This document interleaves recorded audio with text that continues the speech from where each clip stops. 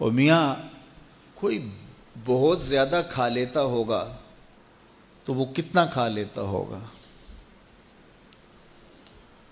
1 کلو کھا لیتا ہوگا، 2 سیر کھا لیتا ہوگا، لیکن شیر پورے کا پورا جانور ہڑپ کر لیتا ہے، ہاتھی چھوٹا پورا درخت ہڑپ کر لیتا ہے، تو کھانے میں تو وہ پھر ہم سے کثرت رکھتے ہیں۔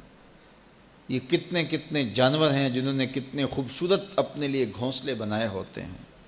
تو یہ مقصد نہیں زندگی کا، یہ ہماری ذیلی ضروریات ضرور ہیں لیکن مقصد زندگی کا نہیں ہے۔ اکبر الہ آبادی نے کہا تھا نا، کیا بتائیں احباب کیا کارنمایاں کر گئے، کیا بتائیں احباب کیا کارنمایاں کر گئے، بی اے کیا نوکر ہوئے پینشن ملی اور مر گئے۔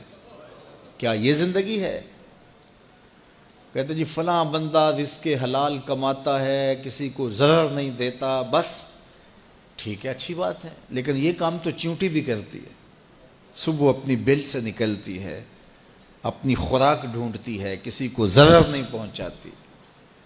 چیونٹی کا مزاج دیکھا ہے کہ وہ آ رہی ہے تو آگے آپ کو چیز رکھتے تو وہ راستہ بدل لیتی ہے، وہ مزاحمت بھی نہیں کرتی، خود کھاتی ہے، بچوں کو کھلاتی ہے، موسم برسات کے لیے جمع بھی کر لیتی ہے۔ اور یہی اگر وظیفہ حضرت انسان کا ہو تو پھر یہ شرف کیسے ہے؟ یہ ایک وظیفہ تو چیونٹی بھی ادا کرتی ہے۔ گھونسلے تو اچھے جانور بھی بنا لیتے ہیں، یہ اچھا گھر بنا لیا تو یہ کامیاب کیسے ٹھہرا؟ اس کی زندگی کا کوئی مقصد تھا۔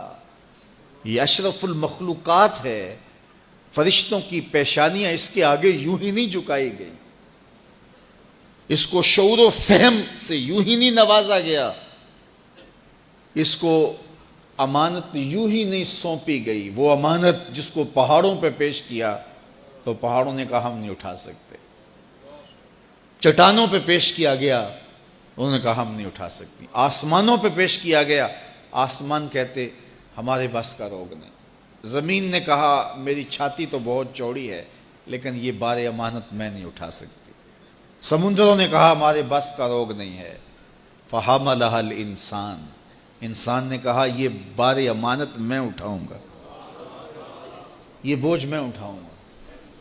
تو اس نے یہ ذمہ داری خود لی ہے، خود قبول کی ہے، اس نے، یہ مکلف ہے۔ باقی مخلوقات مکلف نہیں ہیں، غیر مکلف ہیں، یہ مکلف ہے۔ یہ اپنے مقصد کو سمجھے، زندگی کے اہداف طے کریں، زندگی کے مقاصد طے کریں، ساری زندگی اس کے گرد سفر کرنی چاہیے۔ پاگلوں کی طرح کبھی ادھر سر اٹھا کے چل پڑیں، کبھی ادھر سر اٹھا کے چل پڑیں، اللہ سے راستہ مانگو۔ اور جس کو یہ نصیب نہ ہوا، دیکھیے آپ نے یہاں سے لاہور جانا ہو تو سب سے پہلا کام آپ کو کیا کرنا ہوتا ہے کہ رخ سیدھا کرنا ہوتا ہے۔ اگر آپ نے لاہور جانا ہے تو آپ کو یہاں جنوب کا رخ کرنا ہوگا، تو پھر آہستہ آہستہ بھی چلیں گے تو ایک دن پہنچ جائیں گے، پیدل بھی چل نکلیں گے پھر بھی پہنچ جائیں گے، سائیکل پہ جائیں گے پھر بھی پہنچ جائیں گے، موٹر سائیکل پہ جائیں گے پھر بھی پہنچ جائیں گے، گاڑی اور جہاز پہ جائیں گے پھر بھی پہنچ جائیں گے۔ گاڑی والا جلدی پہنچ جائے گا، سائیکل اور پیدل والا ذرا تاخیر سے پہنچے گا، جو رک رک کے جاتا ہے وہ بھی پہنچ جائے گا، کچھ وقت لگ جائے گا اس کو۔ جب منزل کا رخ سیدھا ہے تو چلنے والا سست بھی چلے تو ایک دن پہنچ جائے گا، اور اگر رخ سیدھا نہیں ہے، جانا لاہور تھا رخ ادھر کا ہو گیا تو جتنا تیز چلے گا منزل سے اتنا ہی دور ہوتا چلا جائے گا۔ اس لیے رخ کا تعین اور منزل کا پتہ ہونا اور اپنے مقصد زندگی سے آگہی، یہ مومن کی زندگی ہے۔ اور یہ روز اللہ کی بارگاہ میں وہ دعا کرتا ہے، اہدنا الصراط المستقیم، مالک مجھے مستقیم سیدھی راہ کی ہدایت عطا کر دے۔ اور جس کے پاس یہ نہیں ہے اس کے لیے اضل سبیلا کا کہا گیا، وہ بھٹکا ہوا مسافر ہے۔ آہستہ چلو لیکن منزل کا تعین کر کے بڑھو، بڑھتے رہو، منزل تمہارا استقبال کرے گی۔ حضور نے فرمایا اللہ اس شخص کے چہرے کو تر و تازہ رکھے جس نے میرے سے کوئی حدیث سنی، پھر جیسے سنی اس کو ویسے آگے پہنچا دیا۔